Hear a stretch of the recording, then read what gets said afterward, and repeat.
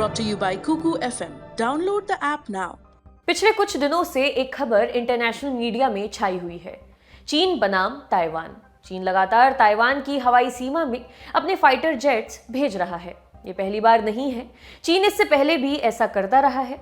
वो ताइवान को अपना हिस्सा मानता है और किसी भी विधि से उसे हड़पने की जुगत में लगा हुआ है। अपनी सीमा में हो रही घुसपैठ से ताइवान नाराज है। उसने चेतावनी दी है कि अगर ऐसा चलता रहा तो मिसफायर का खतरा बढ़ जाएगा।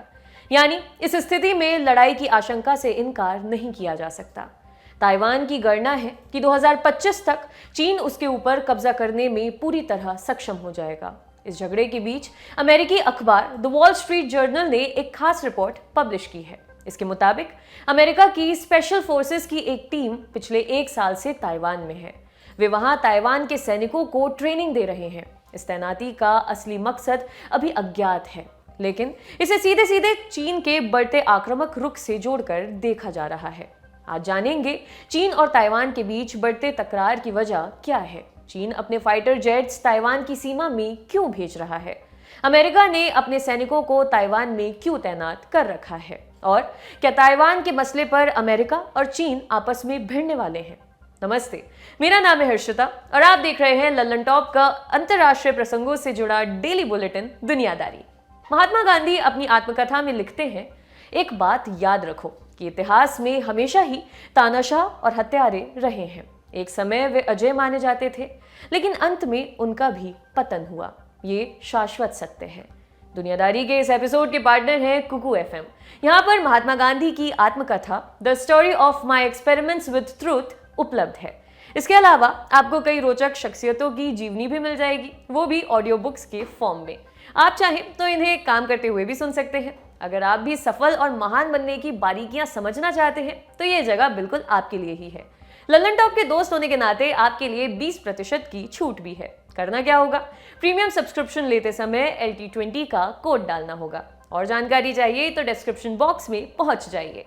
हम पहुंचते हैं अपने विषय पर, जहां से हमने आज का दुनियादारी शुरू किया था, यानी चीन और ताइवान, जिनके बीच में अमेरिका का भी नाम आ रहा है। आज की खबर लेने से पहले अतीत के कुछ पन्ने पलट लेते हैं, ताकि अभी वाली घटना का तिया पांचा आसानी से समझ में आ जाए। साल 1927 चीन में सिविल वॉर शुरू हुआ। माओ जेडोंग की कम्युनिस्ट पार्टी और चांग काई शेक की कुओमितांग पार्टी के बीच। शुरुआती सालों में कुओमितांग का पलड़ा भारी था। जब जापान ने चीन पर हमला किया तब दोनों पार्टियां साथ आ गईं। उन्होंने मिलकर जापान से लोहा लिया। सेकेंड वर्ल्ड वॉर खत्म होने के बाद जापान बाहर निकल गया। एक मशहूर कहावत है, दुनिया में ऐसा कोई युद्ध नहीं हुआ जिसने दूसरे युद्ध की आशंका को समाप्त कर दिया हो। चीन में वही हुआ। वर्ल्ड वॉर के बाद बचा खुचा सिविल वॉर फिर शुरू हुआ। इस फेज में माओ ने च्वांग काई शेक को घुटने टेकने पर मजबूर कर दिया। 1948 आते आते साफ हो चुका था कि जीत कम्युनिस्ट पार्टी की होगी। कुओमितांग के नेताओं ने सोचा आगे क्या करें। विचार विमर्श के बाद तय हुआ कि फार्मोसा द्वीप चला जाए। इसे ही ताइवान के नाम से जाना जाता है। ये द्वीप पेचिंग से लगभग 2000 किलोमीटर दूर था। सामरिक दृष्टि से भी ये मुफीद जगह थी। अगस्त 1948 में शिफ्टिंग का काम शुरू हुआ। चांग काई शेक की सरकार ने धन दौलत से लेकर संस्थानों तक को उठा लिया। शिफ्टिंग का काम दिसंबर 1949 में पूरा हो गया। तब तक मेनलैंड चीन में माओ की सरकार बन चुकी थी। शुरुआत में ब्रिटेन और अमेरिका दोनों चांग काई शेक को चीन का लेजिटिमेट लीडर मानते थे। उन्होंने माओ के चीन को मान्यता नहीं दी। 1945 में जब यूएन बना तब मेनलैंड चीन रिपब्लिक ऑफ चाइना हुआ करता था। वो यूएन के शुरुआती सदस्यों में से था। चांग काई शेक ने फार्मोसा में सरकार बनाई तो उसका नाम रिपब्लिक ऑफ चाइना रखा। माओ ने अपने हिस्से के चीन का नाम रखा पीपल्स रिपब्लिक ऑफ चाइना। शुरुआत में चांग काई शेक वाले चीन यानी कि ताइवान को मान्यता मिली थी। 25 अक्टूबर 1971 को यूएन ने ताइवान को निकालकर कम्युनिस्ट चीन को अपना लिया। कोल्ड वॉर के दौर में अमेरिका और सोवियत संघ भिड़ रहे थे। अमेरिका को लगा कि अगर चीन हमारे साथ रहा तो बेनिफिट हो सकता है। यही सोचकर 1978 में उसने भी चीन को मान्यता दे दी। चांग क्रूर तानाशाह थे। उन्होंने जनता को दबा कर रखा था। 1975 में चांग की मौत हो गई। इसके बाद कुओमितांग पार्टी का प्रभाव कम होने लगा। 80 के दशक में लोकतंत्र की मांग को लेकर प्रदर्शन शुरू हुए। आखिरकार 1996 में पहली बार राष्ट्रपति चुनाव हुआ। इस चुनाव में भी कुओमितांग जीत गई। इस पार्टी की नीतियां चीन के लिए उतनी खतरनाक नहीं थीं।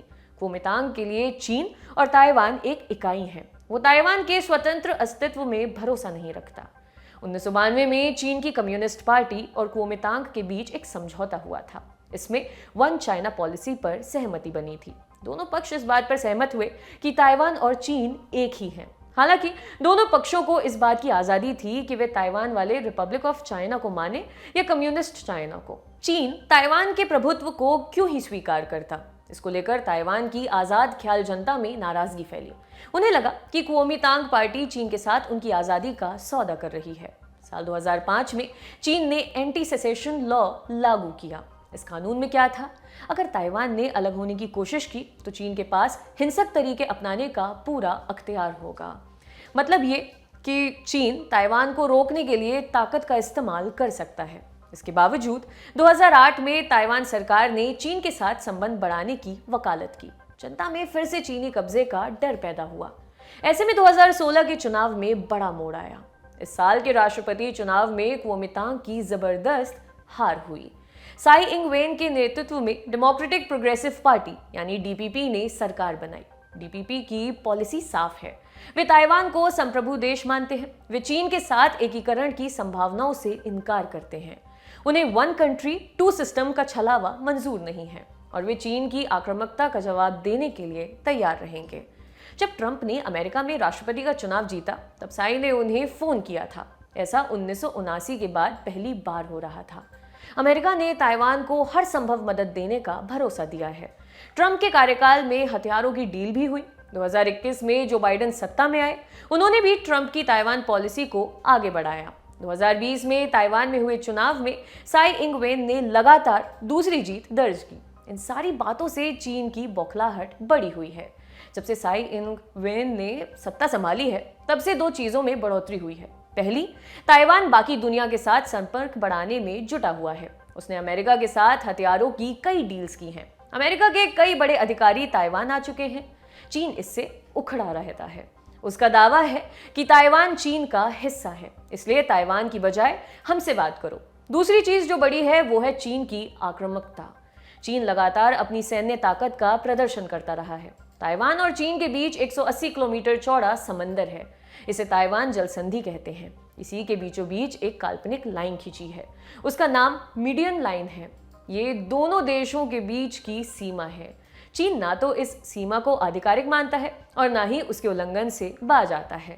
वो लगातार अपने लड़ाकू विमान ताइवान की सीमा में भेजता रहता है। इसे उकसावे की कार्रवाई के तौर पर देखा जा रहा है। अब आप सोच रहे होंगे कि आज के दिन इसकी चर्चा क्यों? दरअसल हालिया घटनाक्रम भी उसी उल्लंघन से जुड़ा हुआ है। पिछले एक हफ्ते में चीन ने अपने 150 से अधिक लड़ाकू विमान ताइवान की हवाई सीमा में भेजे हैं। इनमें J-16 फाइटर जेट और H-6 न्यूक्लियर बॉम्बर भी शामिल थे। चीन की इस बेताबी की वजह क्या है? 10 अक्टूबर को ताइवान राष्ट्रीय दिवस के तौर पर सेलिब्रेट करता है। 1911 में इसी दिन चिंग वंश का पतन हुआ था और रिपब्लिक ऑफ चाइना की स्थापना का रास्ता साफ हुआ था। जानकारों का कहना है कि चीन को इस बात का डर है कि ताइवान इस साल राष्ट्रीय दिवस के मौके पर अपनी आज़ादी का ऐलान कर सकता है।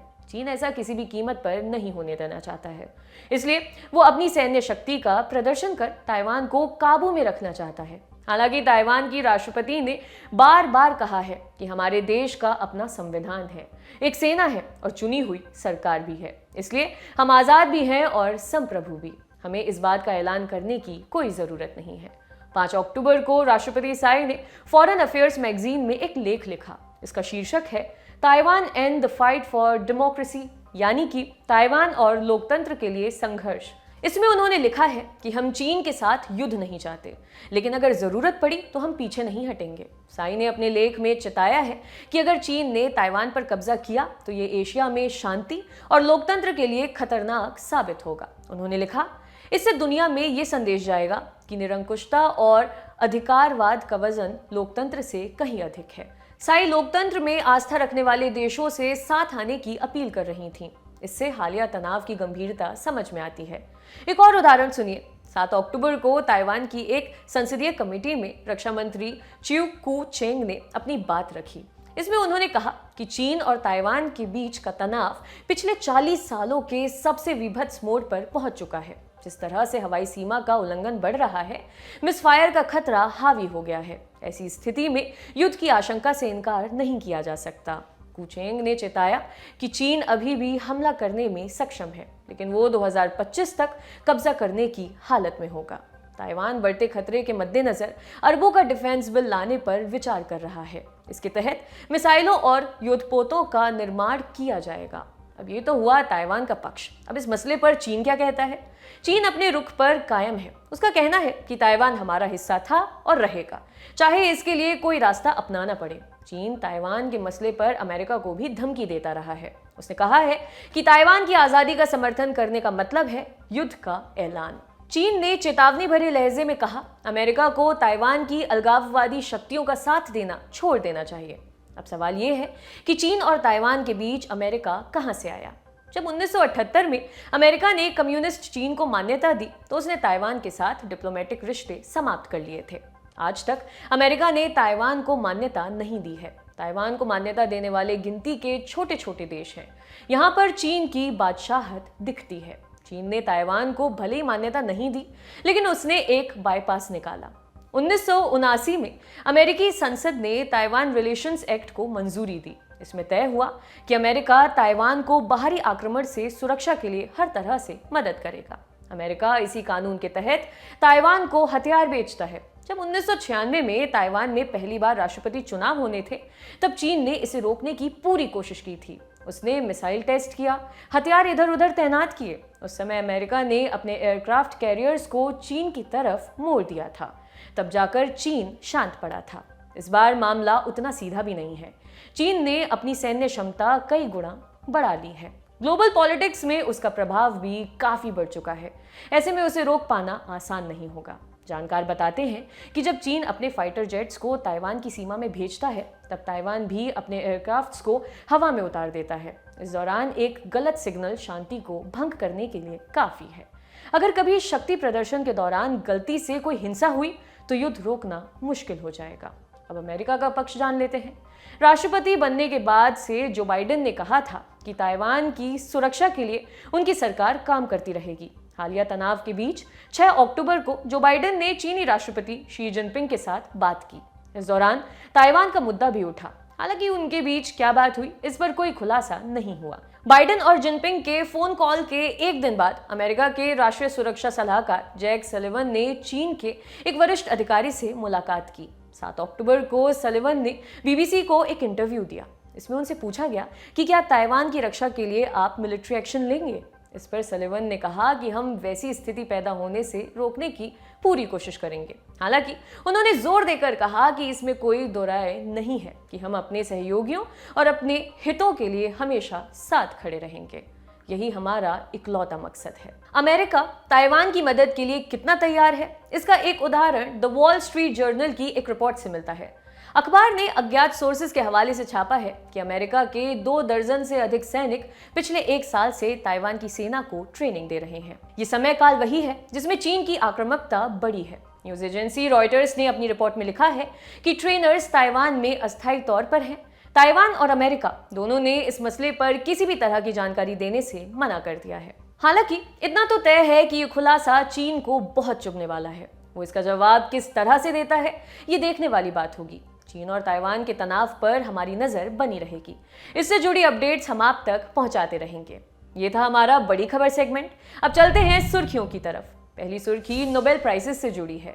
इस साल शांति का नोबेल पुरस्कार 2 पत्रकारों को दिया गया है। फिलीपींस की मारिया रेसा और रूस के दमित्री मुराटोव इस साल के विजेता चुने गए हैं। नोबेल कमेटी ने कहा है, जिस समय दुनिया भर में अभिव्यक्ति की आज़ादी खतरे में है, वैसे समय में मारिया और दमित्री ने उनका मान रखा। कमेटी ने ऐलान के दौरान कहा, स्वतंत्र, निष्पक्ष और तथ्यात्मक पत्रकारिता आम लोगों को सत्ता के दुरुपयोग, झूठ और वॉर प्रोपेगेंडा से बचाने का काम करती है। रेसा को फिलीपींस में राष्ट्रपति रोड्रिगो दुतर्ते के वॉर ऑन ड्रग्स प्रोग्राम की तथ्यात्मक रिपोर्ट्स के लिए जाना जाता है। दमित्री मुराटोव रूस के कुछ चुनिंदा स्वतंत्र अखबारों में से एक नोवाया गजेटा के संस्थापक हैं। वो 24 सालों तक अखबार के संस्थापक भी रहे। इस दौरान अखबार से जुड़े 6 लोगों की हत्या हुई थी। रूसी सरकार नोवाया गजेटा से चिढ़ती रही है। इसके बावजूद क्रेमलिन ने मुराटोव को बधाई दी। 1935 के बाद ये पहली बार है जब पत्रकारों को नोबेल पीस प्राइज मिला हो। इससे पहले जर्मन पत्रकार कार्ल वोन ओसिएत्स्की को ये पुरस्कार मिला था। उन्होंने पहले विश्व युद्ध के बाद जर्मनी में चल रहे सीक्रेट सशस्त्रीकरण कार्यक्रम का पर्दाफाश किया था। आज की दुनियादारी में बस इतना ही। अगले हफ्ते फिर मुलाकात होगी, तब तक के लिए विदा लेती हूँ। शुक्रिया, शुभ रात्रि।